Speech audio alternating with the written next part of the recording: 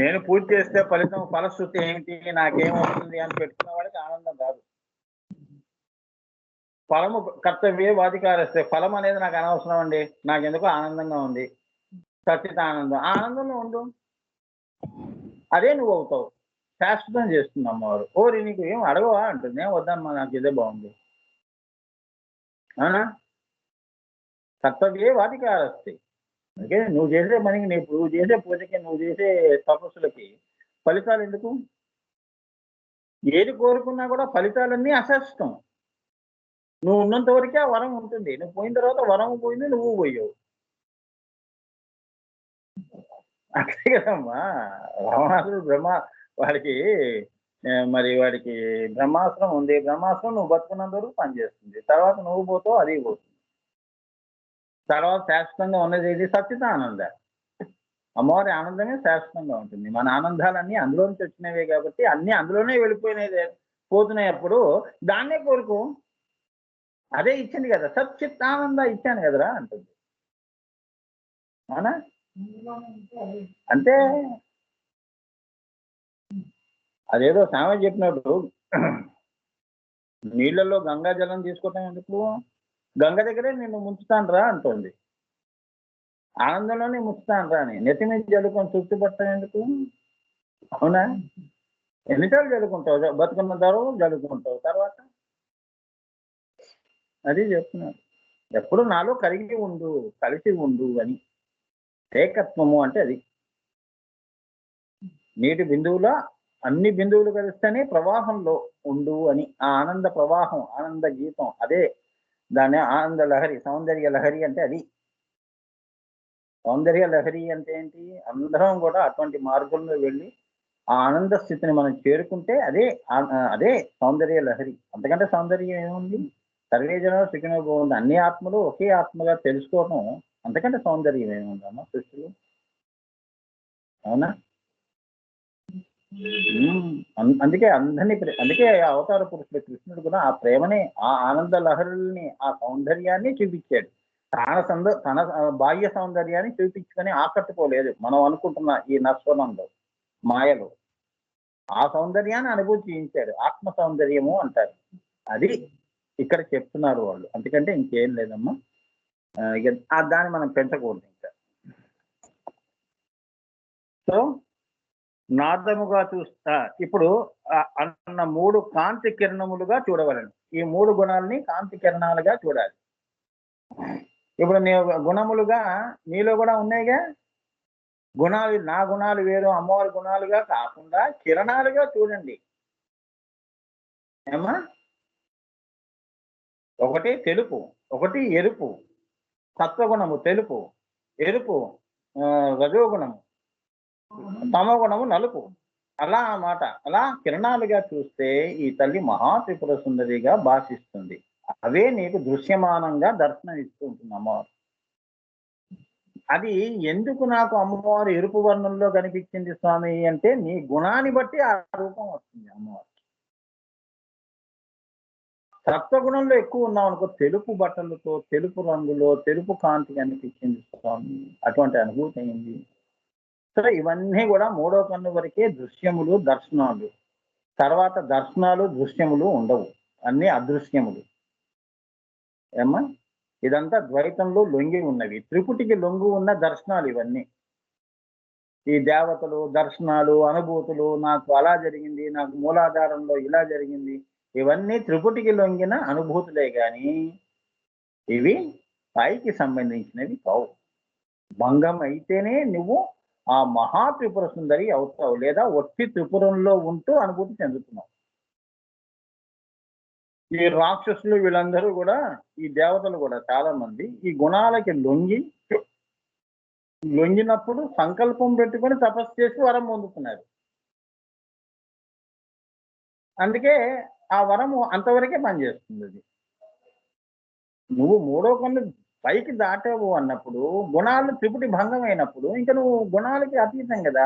ఏ గుణం పనిచేస్తుంది? 3 వైర్లు తెంపేశాం, 3 వైర్లు కోసేసామమ్మా, అయిపోయింది. మన అస్థికలు కూడా త్రివేణి సంఘంలో కలిపేశారు. ఇంకెందుకు ఇంకా వెనక్కి చూడటం ఎందుకు? అయిపోయింది. చూసారా ఎప్పుడన్నా త్రివేణి సంఘం ఎలా ఉంటుంది? అయ్య బాబోయ్! 3 నదులు కలిసే అది ఒక సుడిగుండంలా నీళ్లు ఉంటాయి. ఈ అస్థికలు కొండ అందులో కలపంగానే అసలు ఒక్క క్షణంలో అసలు కనిపించవమ్మా అది. అదృశ్యం. అసలు మేము నదిలో కలిపినప్పుడు కొండ పోతూ అలా వెళ్ళిపోతూ ఉంటుంది. లేదా ఆ బూడిదంతా కూడా కనిపిస్తుంటుంది. కానీ త్రివేణి సంగమంలో నువ్వు గనక వేసావు అంటే ఒక్కసారి పెద్ద శబ్దంతో లోపలికి వెళ్ళిపోతుంది. వెళ్ళండి తెలుస్తుంది. ఇవన్నీ అనుభూతులు చేయాలి. త్రివేణి సంగమం అంతవరకు చూపిస్తారు. ఇక్కడ వేయమని అంటారు. అక్కడ వేసినప్పుడు అది అయిపోయింది. వాడికి శివైక్యము. అందుకే ఇంకా స్మృతి అక్కడికే ఇంకా తెంపేసుకొని ఇంక ఇంటికి వచ్చేసేయాలి. అయితే అది దాని గురించి ఆలోచన వాళ్ళు లేరు, అదృష్టంలోకి వెళ్ళిపోయారని అలా మీరు భావన చేయాలమ్మా. అంత త్రిపుటికి అతీతంగా వెళ్ళటం అంటే సామాన్యమైన విషయం కాదు. అక్కడ కూడా అలా ఉండాలి. అంటే ఈ శరీరం అన్ని ఇదంతా కూడా మరి కింద శ్మశానాలన్నీ చేస్తున్నావు కదా. శ్మశానాలు అంటే ఏంటంటే కాల్చటం. ఈ షట్చక్రాలన్నీ కూడా శ్మశానాలు చేసుకొని అక్కడికి వెళ్ళినప్పుడు మళ్ళీ కింద భావన ఎందుకు నీకు? శ్మశానాల్లో సంసారం చేస్తావా? అవునా? 3వ కన్నంతా పైనంతా కూడా మహాశ్మశానం అంటారు. కిందదంతా శ్మశానము. అది మహాశ్మశానము. అక్కడ కూడా నువ్వు వదులుకోవాల్సినవి ఉన్నాయి. ఉన్మని వరకు కూడా. అప్పుడే ఈ శక్తి వెళ్ళి శివుల్లో ఐక్యం అవుతుంది. అప్పుడే నీకు మోక్షం అని. అదే బ్రహ్మ కపాలం నుంచి ప్రాణం పోయిందని కపాల మోక్షం అంటారు చూడండి. అది అందుకే అంతవరకు ఆ శ్మశానాల్లో ఉంటారు వీళ్ళు. కపాల మోక్షం అయ్యే వరకు దాన సంస్కారాలు ఇవన్నీ దాని శ్రీ విద్యకు సంబంధించినవి ఇవన్నీ. సో ఇవి ఇక్కడికి ఆపుతాం. ఇవి ఇంకా డీప్ గా పోవద్దు. అలానే నాదముగా చూస్తే ఏంటి అమ్మవారు? త్రిగుణాలుగా చూస్తే అలా, నాదముగా చూస్తే ఈ తల్లి ఏమైంది? పశ్యంతి మధ్యమ వైఖరిగా చూడాలి. పశ్యంతి మధ్యమ వైఖరి. పశ్యంతి ఏది? నీ బుద్ధి. బుద్ధిలో సంకల్పం చేసావు కదా. మనసులో మధ్యమ. నీ శరీరానికి ఈ గుండె మధ్యమం. నోటి నుంచి చెప్పావు వైఖరి. నాదముగా చూస్తే ఆ పని మంచిదా చెడ్డదా అనేది తర్వాత. మంచి మాట అన్నావా చెడ్డ మాట అన్నావా అనేది తర్వాత విషయం. ద్వితీయం. ప్రథమం ఏమిటి? ఇది. సో మధ్యలో ఉన్న పరాబిందువే పరావాక్కు. ఆ బిందువు పరావాక్కు. ఆ పరావాక్కు నువ్వు పలకాలి అంటే పరా పశ్యంతి మధ్యమ వైఖరి. నువ్వు ఎంత సాధన చేసి ఉండాలి? మంచి మాటలు మాట్లాడతాడండి శ్రీకృష్ణుడు. మంచి మాటలు చిన్న పుట్టంగానే ఎంత మంచి మాటలు మాట్లాడతాడు కృష్ణుడు. పరా పశ్యంతి మధ్యమ వైఖరి. భగవద్గీత ఆయన నోటి నుంచి అమ్మవారు చెప్పించింది. మన నోటి నుంచి అన్ని బూతులు వస్తున్నాయి. అవునా? పొద్దున్న లేచినప్పటి నుంచి చెట్లతో ప్రారంభం. అది చెప్తున్నాడు. పరా పశ్యంతి మధ్యమ వైఖరి. ఏమిటి పరా పశ్యంతి మధ్యమ వైఖరి అంటే ఏంటంటే ఎవరైతే ఈ నాదోపాసన చేస్తారో వారు పరావాక్కు. పరా నుంచి వారికి వాక్ అనేది ఇస్తుంది. అందుకే అంత శ్రావ్యంగా పాడబడతారు. నారద తుంబరులు వీళ్ళందరూ ఎలా ఉంటారు? అందుకే వాళ్ళ పాట పాడారు అంటే అందరూ తన్మయపంలో తీసుకెళ్తారు. ఆ తీసుకెళ్లటం అనే శక్తి అది కేవలం పరావాక్యం ఉంటుంది. అవునా? అది చెప్తున్నాడు. అదే నాదోపాసన అంటారు. సో మధ్యలో ఉన్న పరాబిందువే పరావాక్కు. ఒక్కటే త్రిగుణమును ఇన్ని రకములుగా భావన చేయాలి. ఈ బిందువుని ఇన్ని రకాలుగా మూడుగా మీరు ఏవి ఇక్కడ మీ శరీరంలో ఉన్నాయో ఆ మూడిటి యొక్క కలయికే ఆ బిందువు. గుణములుగా చూస్తే బిందువు నుంచే వస్తున్నాయండి. నాదముగా చూస్తే బిందువు నుంచే వస్తున్నాయండి. నేను ఇంత మంచి మాట మాట్లాడాను అంటే అమ్మవారి దయండి. నాదోపాసన చేశాను కాబట్టి ఏదో పాడానండి. అలా చూసి నువ్వు బతకాల్సిందే అని చెప్తున్నారు.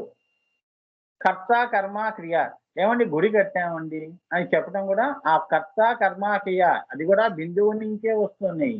నేను సత్వగుణంలోనే ఉంటానండి అనేది కూడా ఆ బిందువు నుంచే వస్తున్నాయి. నువ్వు 3 పనులు ఎన్ని చేసినా అనేకమైన పనులు రోజు 24 గంటల్లో చేస్తున్నావే, ఇవన్నీ ఈ బిందువు మీద ఆధారపడి ఉన్నాయిరా పిచ్చివాడా అని చెప్తున్నారు. 1, 2 అని కాదు. అన్నీ కర్త, కర్మ, క్రియ అంటే అదనమాట. పిండి లేకుండా రొట్టె ఏముంది? రొట్టె చేయగలుగుతాం. పిండి అది. అందులో నుంచి ఎన్నో చేశానండి. సమోసాలు చేశాను, పూరీలు చేశాను, రొట్టెలు చేశాను. ఎన్నన్నా అనుకో. నాన్ చేశాను. ఎన్ని రకాలు చేశాను. బంగారం నుంచి అనేక నగలు వస్తున్నాయి. మోడల్స్. అర్థమైందమ్మా? అది చెప్తున్నారు. ఆ ఏకత్వం అనేది నీకు రాకపోతే శ్రీ విద్య నీకు అబ్బదు. అమ్మయే సర్వము. సర్వం శక్తిమయం జగత్ అనేది విషయం నీకు ఇప్పుడు తెలుస్తుంది గాని, జ్ఞానంగా ఒప్పుకుంటావు కరెక్టే అని.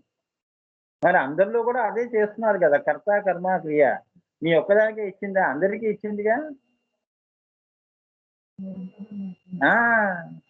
మరి ఈ 3 అందరితో కూడా ఇన్ని పనులు చేయిస్తోంది అమ్మవారు. మహాత్రిపుర సుందరిగా. అది బిందువై ఉన్నది. శ్రీచక్రములో. అది మర్చిపోకురా అని చెప్తున్నారది.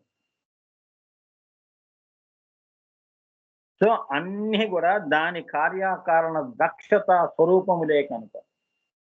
అవన్నీ ఈ బిందువు యొక్క కార్యకారణాలు ఏవైతే ఉన్నాయో శివుడి దగ్గర నుంచి మన వరకు చాలా ఈ కార్యకారణ దక్షత ఏదైతే ఉందో ఆ స్వరూపములే కనుక అది మహాత్రిపుర సుందరి. ఇది ఆ అమ్మవారు చేయించింది. ఇంత మంచి పని చేయించింది అని మనం గుర్తుంచుకోవాలి. అది మర్చిపోకూడదు. కాబట్టి అమ్మవారు తమోగుణ స్వరూపిణి. ఆ తమోగుణమే కాళిక. అమ్మవారు తమోగుణ ప్రధానము. తమోగుణ ప్రధానము అంటే మిగతా సత్వరజస్ కలుపుకొని ఉన్న రూపము.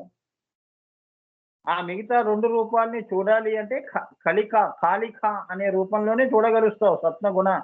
లేదా నీ సంకల్పం నాకెలా తెలుస్తుందమ్మా? నువ్వు రజస్సులోకొచ్చి మళ్ళీ నువ్వు తమో గుణంలో వచ్చి నాకు చెప్తావు. నేను ఇలా చేయాలనుకుంటున్నానండి అని. సత్వగుణంలోనే ఉండు. నీ మనసులో ఏముందో నాకు చెప్పకుండా ఉంటే నాకేం తెలుస్తుంది? నువ్వు కలికా స్థానంలోకి రా. నోరు విప్పి చెప్పు. ఏమిటి నీ సంకల్పం? ఎందుకు బాధపడుతున్నావు? ఎందుకు సంతోషంగా ఉన్నావు? కాళిక ఆమె. ఆ 3 స్వరూపాల యొక్క స్వరూపమే కాళిక అని. ఇప్పుడన్నా అర్థమైందా? సంకల్పం పెట్టేసుకొని ఊరికి తిరిగేసి తీస్తుంటే ఏంటి? ఎందుకు అలా తిరుగుతున్నావు? ఏంటి? నువ్వు రజోగుణంలోకి రా. మళ్ళీ నువ్వు వైఖరి కాళిక అయి చెప్పు నాకు. అప్పుడు నాకు అర్థమవుతుంది అని. అంటే 3 యొక్క కలయికయే కాళిక. ఇప్పుడు అర్థమైందా నీకేంటో నేను చెప్పింది? కాళిక అంటే వేరు, సత్వం వేరు, రజో వేరు, తమో వేరు అని కాదు. వేరు వేరుగా చూడకూడదు. అన్నీ కలిసికట్టుగా సమిష్టిగా చూడాలి. అర్థమైందా? మన శరీరం పంచభూతాలతో ఉంది కదమ్మా! లోపల రక్తం, నీరు. అవునా? అలా చూసుకుంటూ పోండి. శ్వాస అన్నీ ఉన్నాయి గదా! ఈ మన రూపమే కాళిక. ఈ కాళికకి ఎప్పుడు తమో గుణము. ఇది బయటికి వస్తే తమో గుణంలో చూస్తుంది. అర్థమైందా?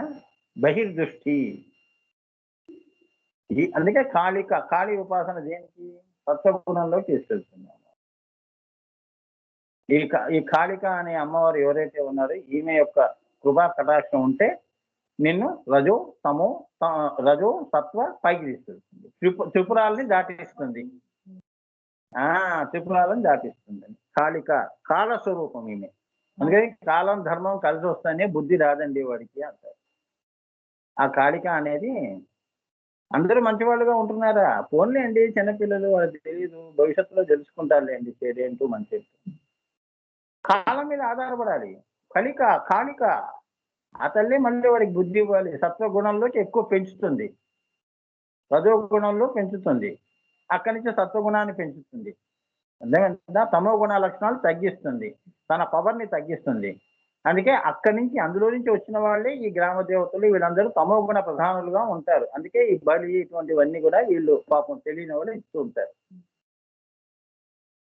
అది తంత్రంలో వేరుగా ఉంటుంది. బలి అంటే ఏంటి? మన శ్రీ విద్యలో మన అహంకారమే బలిగా ఇవ్వటం. పులిహోర నైవేద్యం పెట్టడం అంటే అహాన్ని ఇస్తున్నాము. మరి వాళ్ళు పాపం తెలియని వాళ్ళు ఉంటారు కదమ్మా, వాళ్ళకి తెలియకుండా ఏ మేకనో కోడినో కోస్తారు. తమో గుణం, నాకు అది కావాలి ఇది కావాలి అని అంటూ ఉంటుంది దేవత. ఆ ప్రధానం అది, తమో గుణ ప్రధాన దేవతలు వాళ్ళు. అందుకే ఏదో ఒకటి తీసుకెళ్ళాలి, వెంకటేశ్వర స్వామికి అప్పు తీర్చాలి, ఆయన హుండీలో డబ్బులు వేయాలి. అర్థమైందా? ఇక్కడ ఆయన అవతార పురుషుడు కాబట్టి తమో గుణంలో ఆయన తమో గుణంలో ఉన్నాడని చెప్పి చెడు పనులు చేసేయడం కాదు. అక్కడ అక్కడ ఏంటంటే తమో గుణంలో లోక రక్షణ చేశాడు. ఏమ్మా, అలా మనం అర్థం చేసుకోవాలి. తమో గుణంలో కూడా చాలా మంది మంచి పనులే చేస్తారు. అర్థమైందా? శుద్ధ సత్వం. సో ఈ గుణాలు మూడు కలయికయే నీ యొక్క స్వరూపము అని. ఇక ఈ మూడింటిని నువ్వు సాధన చేస్తావు, ఎలా ధ్యానం చేస్తావు, ఏ క్రియ చేస్తావు, దీనిని జయించటం. ఈ మూడిటి యొక్క ఈ స్వరూపమే మహాత్రిపుర సుందరి. అదే పైకి వెళితే అది బిందువు అని. అందుకే ఆయన క్లీమ్ సౌ క్లీమ్ అని ఇస్తారు. అర్థమైందా? బాబోయ్, చవటలు వచ్చేస్తున్నాయి. తడి తగులుతాం, స్నానం నీళ్లు పోస్తుంది, చెమటలు. అమ్మవారి నామాలు వేడిగా ఉంటాయి అమ్మా. సో ఇప్పుడు అర్థమైంది కదా నాన్న, కాల స్వరూపం. సో కాలము వలననే కాళికా స్వరూపం ఏర్పడింది. ఈ స్వరూపం ఎలా ఏర్పడింది? కాళి అనే అమ్మవారి యొక్క స్వరూపమే కాలము వలననే కాళికా స్వరూపం ఏర్పడింది.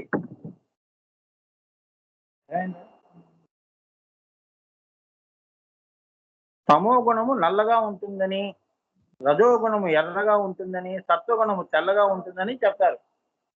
సో నువ్వు నలుపులో ఉంటావో, తెలుపులో ఉంటావో, ఎరుపులో ఉంటావో, అదే నువ్వు తినే ఆహారాన్ని అన్ని ఒకదానికి ఒకటి ఏర్పడి ఉంటాయి. ఇప్పుడు సత్వగుణ ప్రధానంగా అంటే నువ్వు వెజిటేరియన్ గా ఏదో ఋషులు మునులు తినే ఈ దుంపలు ఇవన్నీ ఉడకబెట్టుకొని చొప్పగా తినటం. గురుగారు, చిన్న డౌట్ గురుగారు. ఒకటి జపం చేస్తున్నప్పుడు ఒక స్థాయిలో ఆ కౌంట్ కూడా మర్చిపోతాం, అసలు ఆ కౌంట్ కూడా ఉండదు కదా గురుగారు? అవునన్నా, you are very very good. ఎందుకంటే ఇదే మహావతార్ బాబాజీ లయము గురించి ఒక గురువు గారు ఆనందగన లలిత విభూతుల్లో చెప్పారు. లయం ఎలా ఉండాలి అంటే, చిల్లులు పడిన జల్లెడ ఇచ్చి బకెట్ ఇచ్చి శిష్యునికి పంపించాడు. ఈ జల్లెడతో ఆ బకెట్ నింపమని. అర్థమైందా? ఆ కథ నేను ఇంకో క్లాస్ లో చెప్తానమ్మా. నువ్వు అడిగిన ప్రశ్న చాలా బాగుంది, బాబాజీ కనెక్టెడ్ గా ఉంది. అది నేను రేపో ఎల్లుండో వీళ్ళు చూసుకొని చెప్తాను. గుర్తు చెయ్యమ్మా. ఏమ్మా? బాబాజీ పెట్టారమ్మా. బాబాజీ పరీక్ష పెట్టారు. నాన్నగారు కూడా అప్పుడు ఆయన చిన్న పరిస్థానం కదా. ఈయన లయం ఒకడు అడిగారు, లయం అంటే ఏంటంటే అప్పుడు ఆయన రేపు చెప్తానని చెప్పి ఈ శిష్యులందరికీ ఒక పరీక్ష పెడతాడు. నాన్నగారు కూడా అందులో ఉన్నారు అప్పుడు, ఆయన శిష్యుల్లో హాస్టల్లో చిన్నప్పుడు. మా నాన్నగారు పోయి ఆనందమయ్యి ఉంది కదా, ఆవిడ ఒళ్ళో పోయి పడుకున్నాడు. అమ్మా, నా నాన్న పెద్ద పెద్ద పరీక్షలు పెట్టేస్తున్నాడు, లయం అంటే ఏంటో తెలియట్లేదు, నాకు లయం చూపించమ్మా అంటే ఆనందమయ్యమ్మా అమ్మవారు ఒక్కసారి ఆమె చేయి పెడుతుంది, కళ్ళు మూయి అంటుంది, ఇప్పుడు చూడు అంటుంది. లలిత అమ్మవారి దర్శనం నాన్నగారికి. అది నేను 2 రోజుల్లో చెప్తానమ్మా. అది నేను కావాలి అంటే ఆయన గొంతుగా మేము వింటాం స్వామి ఆ కథ అంటే, అది లలిత విభూతుల్లో క్యాసెట్స్ లో ఉందమ్మా. అది చాలా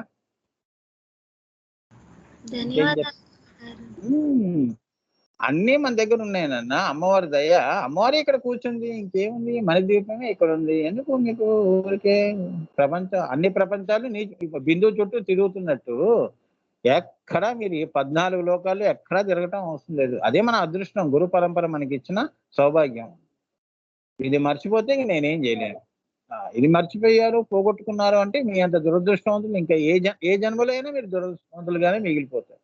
సో అదృష్టాన్ని కాపాడుకోండి. అదే అమ్మవారి ఆశీస్సులు, అదే గురువు గారి ఆశీస్సులు, గురు పరంపర ఆశీస్సులు. సో ఈ సౌభాగ్యాన్ని పెంచుకోండి, కానీ దీని మటుకు పోగొట్టుకోకూడదు. ఏమ్మా?